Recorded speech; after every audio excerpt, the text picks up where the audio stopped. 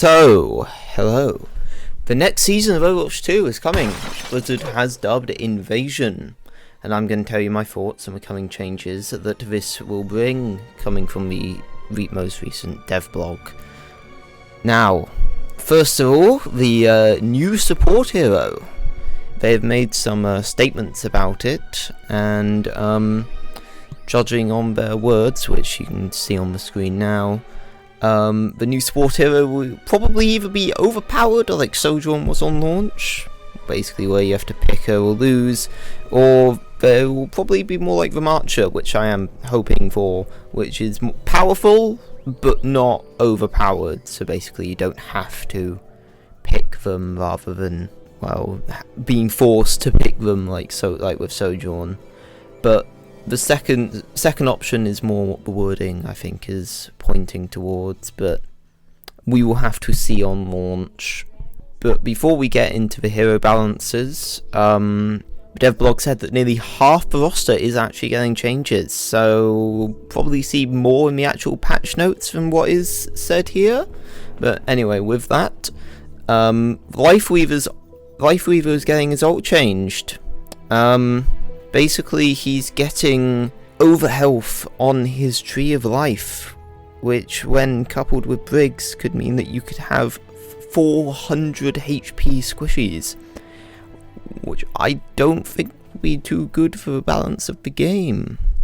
And, along with that, he's also getting even more survivability in getting shields as part of his health bar, and getting more self-healing on his dash, which it's basically just going to mean that you almost can't kill him if he's trying to run away. And one thing that I am happy about, but I know a lot of people probably won't be, Mercy is getting nerfed. Now, I think, at least for me, it does feel like a right-clicking snooze fest whenever I'm playing Mercy, but I might be playing it wrong, so I don't know.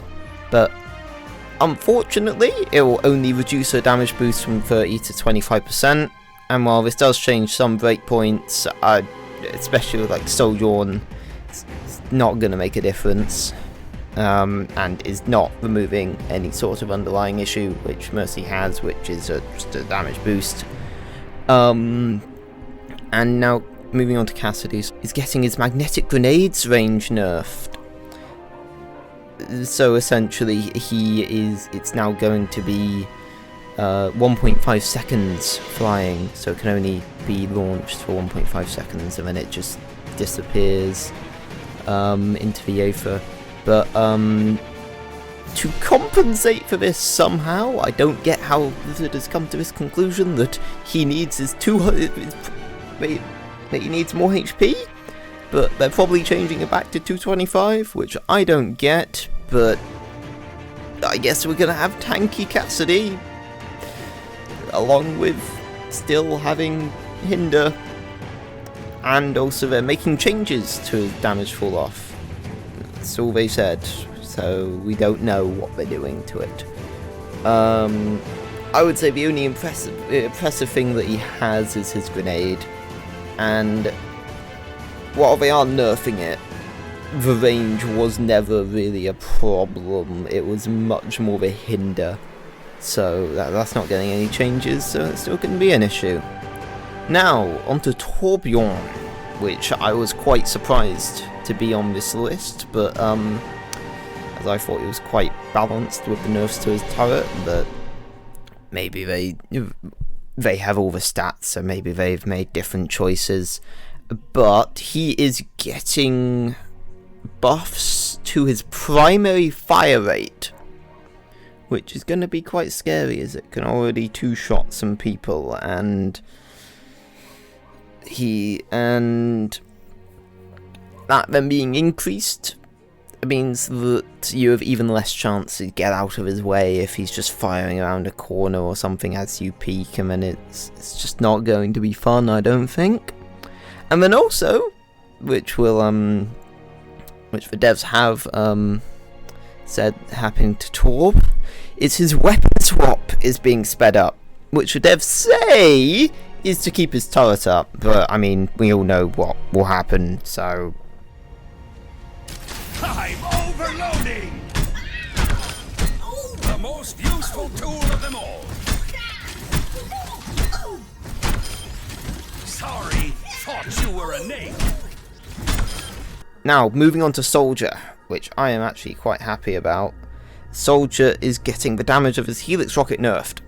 Now, I think he does need nerfs on top of this, probably, but obviously we don't know the numbers, so it might be that it just does nothing now, but we don't know. I would suspect not.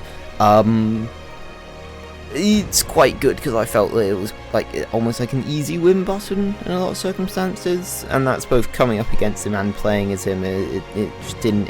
It felt fun to blow someone up with it, but it didn't really feel fair. And then on to Orisa. Now, before I talk about Orisa, I should actually talk about the overall armor nerf that is happening. So we are essentially getting a nerf to the way that armor calculates damage reduction, especially for Orisa and Lamatra. Those two are going to be affected the most. I don't think any others are really going to be affected by it at all. But Orisa is getting buffs to compensate for this. Lamatra, however, nothing has been said about him getting buffs to compensate for this, apart from one small thing at the bottom, which isn't really a compensating buff. But her Fortify is getting an extra 125 overhealth, which is going to be quite scary, I feel. And she's getting slightly reduced damage fall off. She is going to be quite scary if she javelins you now, I feel. Because with Fortify, she's just going to be able to sit there for an extra few seconds just firing at you. And she's going to be able to do more damage with her primary fire at any range that she javelins you at. So I think we're going to be seeing a lot more Orisa kills at range, which is going to not be fun. Now, moving on to Sombra, she has been confirmed to have some small changes, no details on that, but she will be getting a larger rework in Season 7 with some new ability that we haven't seen yet, so we'll have to look forward to that, hopefully. Now, moving on to just small changes to round it out, Lamatra and Doomfist blocks are now going to reduce stuck damage. So, like Bastion's or Cassie's grenades. And we're going to see some changes to Bastion to, in their words, make him feel more fluid. And then also buff his grenade, which I don't think needs buffing, but we shall see.